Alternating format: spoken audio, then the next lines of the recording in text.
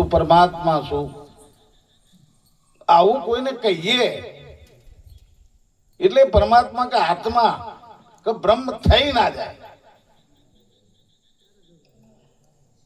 કારણ કે જે વસ્તુ તમને સંતો કહી રહ્યા છે એ વસ્તુ તો તમે છો. જે પરમાત્માને તમે શોધી રહ્યા છો એ પરમાત્માને તમે જેમ કોઈ વસ્તુ ક્રિયા કરીને, કર્મ કરીને, મહેનત કરીને, કોઈ કાર્ય કરી અને પ્રાપ્ત કરવા માંગો છો. જેમ દાખલા તરીકે કારખાનામાં જેમ મજૂરી કરીને પૈસા મળે, મજૂરી કરીને ડેટો પકવો, મજૂરી કરીને ખેતીમાં કપાસ પકવો, આ રીતે તમે એ રીતે પરમાત્માને શોધવા જાવ છો. જે રીતે તમે એ રીતે પરમાત્માને જોવા માંગો છો કે ભાઈ આ પૂરનરામ મહારાજ છે કે આ બાબુરામ મહારાજ છે, એ રીતે પરમાત્માને જોવા માંગો છો. પરમાત્મા એ રીતે તમે કદી જોઈ શકશો? પરમાત્મા કોઈ જોવાનો વિષય નહીં. પહેલા પરમાત્મા કોઈ જોવાનો વિષય નથી. અને પરમાત્મા દ્રશ્ય થઈને દેખાય એવી કોઈ શક્યતા છે? દ્રશ્ય થઈને દેખાય? હા, તમે કદાચ કલ્પના કરો અને તમારી વૃત્તિ એ પ્રકારે થઈ જાય, ઓખો બંધ કરો તો તમારી વૃત્તિના આકારે કૃષ્ણ બી આવી જાય અંદર, તમારી વૃત્તિના આકારે રામ પણ આવી જાય, તમારી વૃત્તિના આકારે રામદેવ પણ આવી જાય. તમે જેની જેની કલ્પના કરો એ તમારી અંદર આવી જાય. પણ એ ભગવાન કોઈ દિન સાચો હોય? આ ભગવાન, આ પરમાત્મા કોઈ ક્રિયાથી, કોઈ કર્મથી, કોઈ ઉપાસનાથી, કોઈ ધ્યાનથી, કોઈ યોગથી, કોઈ સમાધિથી આ પરમાત્મા મળી શકે એમ છે? આપણને જે હોય મળ્યા એને કીધું હવારે મૂડીને ઓમ ભગવતી વાસુદેવ નમઃ બોલો મંત્ર. જેટલા કે ઓમ ઓહમ સોહમ કરો. આ બધું મેં કર્યું છે એટલે તમને કહું છું. તૂટી ગયો ઓમ સોમ કરી કરીને ઠંડન ગોપાલ. અંદર જાય ઓહમ ને બહાર જાય સોહમ ને આવું બધું કરવાથી, આ દંડો મારો છે એમ કરવાથી કોઈ કશું મેર પડે? વસ્તુ શું છે? જ્યાં લગી આત્મ તત્વ ચીન્યો નહીં ત્યાં લગી સાધના સર્વે જૂઠી. જ્યાં લગી આત્મ તત્વ ચીન્યો નહીં ત્યાં લગી સર્વે સાધના જૂઠી. કે અંધારું ના જાય ઉલેચતા ભલે કોટી કરો ઉપાય. કે વાટ જોવા ઊભું ના રહે કરો જો એક દિવલડું. એક દીવો કરો તો હજારો વર્ષનું અંધારું હોય પણ ઊભું રહે.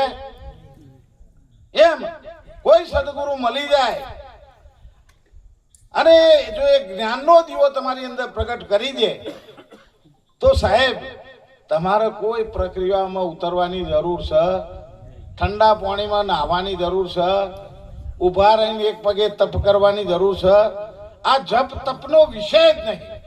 ઘણા માણસો એવું કહે છે કે અમે બધા શાસ્ત્રોનો અભ્યાસ કરીએ, રામાયણ વચ્ચે, મહાભારત વચ્ચે, વેદોનો અભ્યાસ કરી લઈએ અને આ બધું કરી અને પછી અમે તો પરમાત્માને જોણી લીધો. અરે જે પરમાત્માને તમે જોણો છો ને એ તમે એમ કહો છો જ્યારે હું પરમાત્માને જોણું છું ત્યારે તમે પરમાત્માથી હજારો ગૌ દૂર છો. જેટલા તમે એવું કહો છો ને કે હું પરમાત્માને જોણું છું ત્યારે તમે પરમાત્માથી હજારો ગૌ દૂર છો. એક બે ગૌ નહીં, હજારો ગૌ. જ્ઞાતા, આ તમારું જ્ઞાતાપણું છે, તમારું જોણવાપણું છે. એ તો તમને ભ્રમ થવા નહીં દેતું. તમે ભ્રમ છો પણ તમને ભ્રમ થવા દેતું. અને ઓના માટે તમારું જોણવાપણું કાઢવું પડશે. જોણવાપણું હવે મેલજો રે, જોણવાપણું હવે મેલજો રે. જો સુધી જોણવાપણું નહીં મૂકો, હું જાણું છું, હું બ્રહ્મ છું, હું આત્મા છું, આ બધું પરોક્ષ જ્ઞાન છે. કેવું જ્ઞાન છે? ગુરુ આપે એ પણ પરોક્ષ જ્ઞાન, શાસ્ત્રોથી થાય એ પણ પરોક્ષ જ્ઞાન. હે જે ચોપડીઓથી કે જે કઈ રીતે તમને જ્ઞાન થાય એ બધું પરોક્ષ જ્ઞાન છે. આ તો જ્ઞાન મટી જાય, આ જ્ઞાન થવાનું મટી જાય. ગુરુની કક્ષાએ તમે જતો રહો, સદગુરુ મળે ને એટલે તમે જેટલું જેટલું જાણો છો ને એ બધું ખતમ કરાવી નાખે, ડેટા ખાલી કરી નાખે. અને જે તમે જાણો છો એ બધું જે ખાલી ના કરે ને એને ગુરુ ના કહેવાય, કોઈ સદગુરુ ના કહેવાય. તમે જેટલું જાણો છો એટલું બધું તમારું ડેટા ખાલી કરાવી નાખે અને પછી એ ગુરુ એના ડેટા નાખે. તમારી જેટલી ધારણાઓ છે, જેટલી તમારી માન્યતાઓ છે, જેટલી તમારી કલ્પનાઓ છે, આ બધું સદગુરુ મહારાજ તોડી નાખે ને તોડી નાખે. પરમાત્માને ક્યાંથી લાવવાનો? અરે પરમાત્મા તો અત્યારે હાલ હાજર છે. જેમ આ જમીનના નેચે પાણી તો છે, પાણીના પૈસા ખર્ચવાના, પણ નેચે બોરિંગ કરાય ના,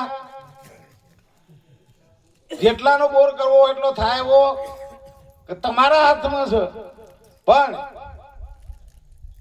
એક ગામમાં એક બેન હતો, દસટોનમાં નતું કેવું પણ કેવું છે, થોડું ચા બા તો સમજી પતર.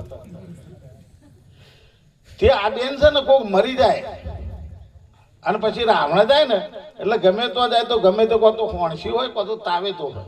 તમારે શું કહેશે એ મને બહુ ખબર નહીં, પણ તાવે તો કોણ ગમે તે ઉઠાઈ લાવવા આમ કરીને શેડો વારે. ગામડા પહેલા અમારા એ બાજુ રિવાજ છે શેડા વાળવાનો, જો તમારા આ બાજુ હોય કે ના હોય મને બહુ ખબર નહીં, પણ શેડો વારે ને એટલે કો તો ગમે તે વસ્તુ ઉઠાઈ લાવો, કો તો હોણસી હોય, કો તો તાવે તો હોય, ગમે તે આદત પડી જાય. ગમે તો હમણાં જાય એટલે શેડો વાર અને હલકારીને આમ બધું હોતા ને પછી ધીમે રહીને લઈને હેડ મારા રોમ બધાને ભેગો.